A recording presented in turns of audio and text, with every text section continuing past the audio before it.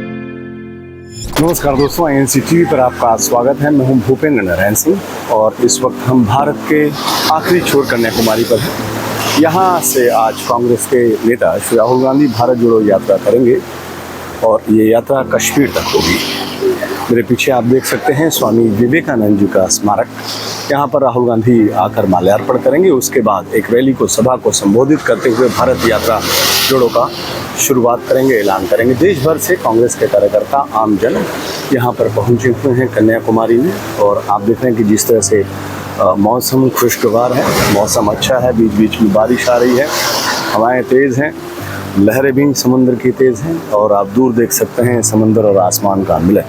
तो भारत जोड़ो यात्रा के लिए बहुत ही शुभ दिन है और ये सितंबर का महीना है। और सितंबर का महीना खासकर इसलिए महत्वपूर्ण है क्योंकि स्वामी विवेकानंद जी ने धर्म सभा में जब अपना भाषण दिया था, वो सितंबर का महीना था। 11 सितंबर को उन्होंने भाषण दिया था और उसमें उन्होंने जो वक्तव्य दिया वो ऐतिहासिक है और उन्हें संत शिरोमणि में कहा गया। वो ऐसे विचारक थे, ऐसे वैचारिक थे जिनकी विश्व भर में उनकी विचारों की जो है वो लोग अपने जीवन में आधार बनाते रहे हैं।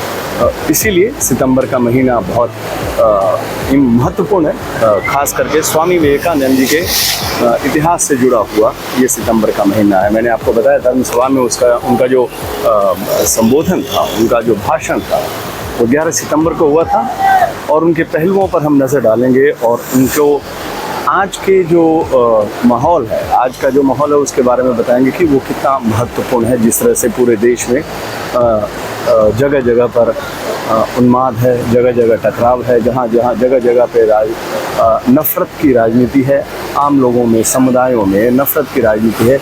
इसीलिए भारत को जोड़ने की बात हो रही है। तो स्वामी विवेकानंद ने कहा था, किसी की भी कोई बात या सिद्धांत को तर्क और बहस मुबाहिसे के जरिए परखे बिना नहीं मानना चाहिए।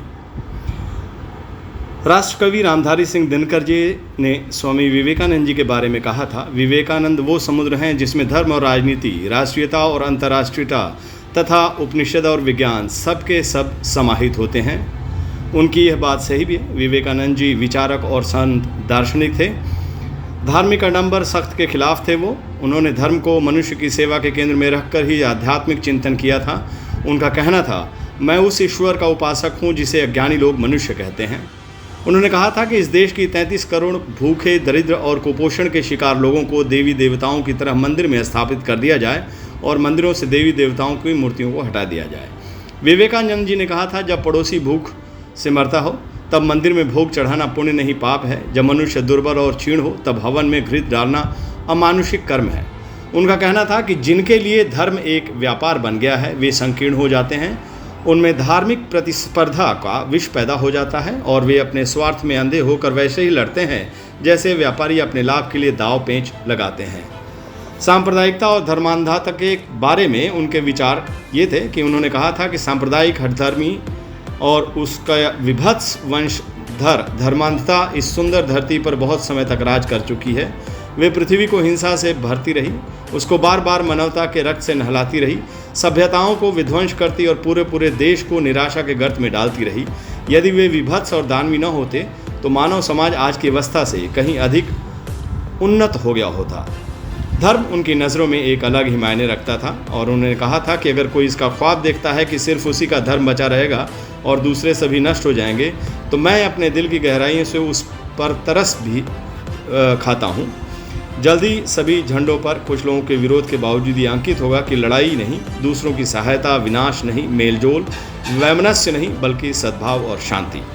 आज का जो माहौल है हम देख सकते हैं कि किस तरह से धर्मांध और आपसी जो नफ़रत है वो काफ़ी बढ़ गई है। सद्भाव और शांति का दूर दूर से कोई रिश्ता नहीं है। इसीलिए भारत जोड़ो यात्रा की यहाँ से कांग्रेस नेता श्री राहुल गांधी शुरुआत कर रहे हैं, जो कन्याकुमारी से कश्मीर तक जाएगी और इसमें भारत के अन्य राज्यों से वो लोगों से बात करते हुए जाएंगे। जिस तरह से हम देख रहे हैं कि देश में किस तरह से अलग अलग राज्यों में नफ़रत, उन्माद, धर्म और जाति के प्रति आपसी में भेदभाव, टकराव की जो बात बनी है उसको जोड़ने की कोशिश होगी। भारत जोड़ो यही उनका मुख्य उद्देश्य है और जिस तरह से भीड़ और लोग यहाँ पे आ रहे हैं आप देख सकते हैं कि लोग जुड़ते जाएंगे, ये कारवां बढ़ता जाएगा। नमस्कार, आप देख रहे हैं INC TV।